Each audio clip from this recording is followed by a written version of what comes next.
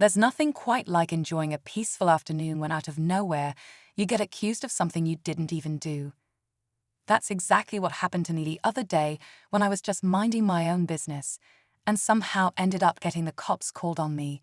I had barely stepped out of my car when this lady, let's call her HOA Karen, stormed up, demanding to know what I was doing there.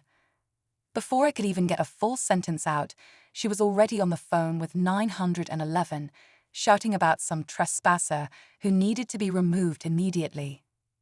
Now, here's the kicker, the part that makes this whole thing even more ridiculous. I'm not even part of her HOA. I don't live there, I wasn't visiting anyone there, and I wasn't breaking any rules. But she was so convinced she had caught some criminal in action, she doubled down, even telling the officers she had seen me snooping around. Meanwhile, I was literally standing next to my car, just checking my phone.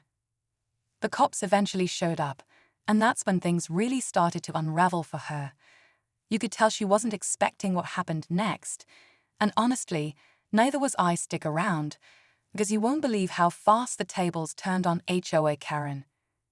So there I was, standing awkwardly by my car, while two police officers pulled up, lights flashing. HOA Karen was practically waving them down like she was leading a parade. She wasted no time running up to them, talking a mile a minute about how I was trespassing on private property and violating HOA rules. I could hear her throwing around words like dangerous and suspicious, trying to paint me as some kind of threat. Meanwhile, I'm just standing there, still trying to figure out how I even got dragged into this mess.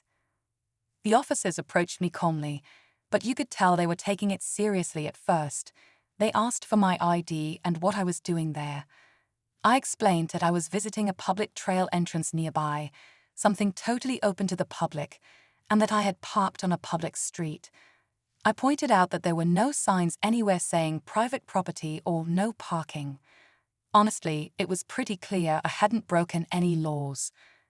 But Karen wasn't having it. She kept interrupting, insisting that the entire neighborhood was off-limits to non-residents because of HOA rules. The crazy part, she didn't even realize that HOA rules don't apply to public streets or people outside their community. And that's when things started getting even more interesting. As the officers listened to both sides, you could see them start piecing things together. One of them even glanced over at the curb, probably noticing the clear lack of any HOA signs or private property markings. Still, they had to go through the motions, asking more questions to cover all bases. Karen kept hovering nearby, arms crossed tight, shooting daggers at me with her eyes like she just knew she was in the right. Every few seconds, she'd throw in another comment about keeping the community safe and outsiders causing trouble. At this point, a few neighbors started to gather around, curious about all the commotion. One of them, an older man walking his dog, casually mentioned that the street I was parked on wasn't private at all. It was actually city-maintained. You could see Karen's face twitch just a little when she heard that, but she quickly brushed it off like it didn't matter. It was clear she wasn't just worried about rules. It felt more personal, like she had some need to control the situation no matter what. Meanwhile, I stayed calm, even though inside I was boiling. I knew I hadn't done anything wrong, but it's a weird feeling when someone paints you as the bad guy for literally existing in a place you're allowed to be. And little did she know, I had proof that would change everything. I could feel the weight of everyone's eyes on me, like the whole street was waiting to see what would happen next. The officers kept things professional, but you could tell they were starting to get a little frustrated too. They asked Karen if she had any actual evidence that I was trespassing, and that's when she really doubled down. She pointed wildly at the sidewalk and started rambling about exclusive access and HOA property boundaries, throwing out every HOA-related buzzword she could think of, like it would magically make her case stronger. Meanwhile, I calmly reached into my backpack and pulled out a folded map I had printed from the city's website. It clearly showed that the road, the sidewalks, and even the small grassy areas she was screaming about were all public property. No HOA ownership, no private access, nothing even close. I offered to show it to the officers, And right then, you could almost feel the shift in the air. Karen's confidence flickered for a second, but she quickly slapped on a fake smile like everything was still going her way. The officers asked to take a look, and as they leaned over my map, Karen started pacing, muttering about calling the HOA board and getting legal involved. She was unraveling, but trying so hard to keep control. It was obvious this wasn't just about me. It was about her pride, her authority, and her need to feel powerful. And in just a few more minutes, everything she thought she had under control was about to completely backfire. Just as the officers were nodding along to the map, confirming everything I had said, Karen pulled out her phone and started recording me. Loudly, she pointed her camera straight at my face, narrating how she had caught a trespasser and that the police were investigating illegal activity. It was wild, like she thought she could create her own version of the story just by filming it. At first, I just stood there, letting her dig herself deeper. But then, out of nowhere, a second officer's radio crackled.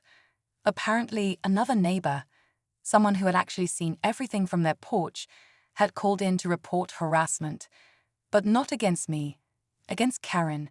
Turns out, she had a history of falsely accusing people who didn't belong in the neighborhood, and a few residents were completely fed up with it.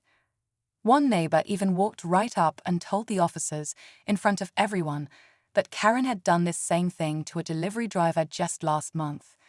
The energy shifted hard. Karen went from smug and self-righteous to straight-up panicked. She tried to argue, tried to explain it was all misunderstandings, but it was clear things were spiraling. What started as her calling the cops on me had suddenly turned into her being the one under a whole lot of unwanted attention, and it was only getting worse from there. The officers, now fully aware of the bigger picture, stepped away to quietly talk to each other for a moment. Karen was still pacing, mumbling about how she was just trying to protect the community, but it was clear she could feel the ground crumbling under her.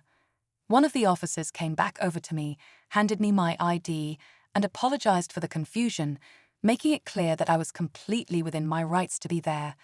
Then, in a move I don't think anyone saw coming, they turned to Karen and asked her for her ID. At first, she refused, saying she didn't do anything wrong. But when they calmly explained that filing a false report and harassing someone could have consequences, her face dropped. It was like all the fight drained right out of her. She eventually handed over her ID, but the damage was already done. The crowd of neighbors was now whispering, a few even recording from their driveways. Karen, who had started all of this thinking she was doing some heroic community service, was now at the center of the wrong kind of attention. Just when I thought it couldn't get any crazier, the second officer informed her that the HOA itself had actually sent out notices reminding residents they had no authority over public property, notices Karen had ignored. She wasn't just wrong, she had been warned. And in one last twist, as I was getting ready to leave, one of the neighbors casually mentioned they were the president of the HOA, and they had seen the whole thing from the start. Just when I thought it couldn't get any crazier, the second officer informed her that the HOA itself had actually sent out notices reminding residents they had no authority over public property, notices Karen had ignored. She wasn't just wrong, she had been warned. And in one last twist, as I was getting ready to leave, one of the neighbors casually mentioned they were the president of the HOA, and they had seen the whole thing from the start. The HOA president walked over to me, shook my hand, and apologized for all the trouble. They even told the officers that Karen had been warned before about harassing people and causing unnecessary drama in the neighborhood. Hearing that honestly made me feel a little better, knowing I wasn't the only one who had dealt with her antics. The officers gave Karen a final warning, telling her if she continued to make false reports, she could face real consequences next time. She didn't say much after that, just stood there frozen, watching everything fall apart around her. I thanked the neighbors who spoke up for me and quietly made my way back to my car. As I drove off, I could see Karen still standing there looking smaller than she did when all of this started. It's crazy how fast someone's sense of control can vanish when the truth comes out. At the end of the day, This whole mess was a reminder that not everything is always what it looks like on the surface, and standing your ground respectfully can make all the difference. Just because someone throws around HOA rules or private property doesn't mean they're right. Sometimes you've got to stay calm, know your rights, and let the facts speak louder than the drama.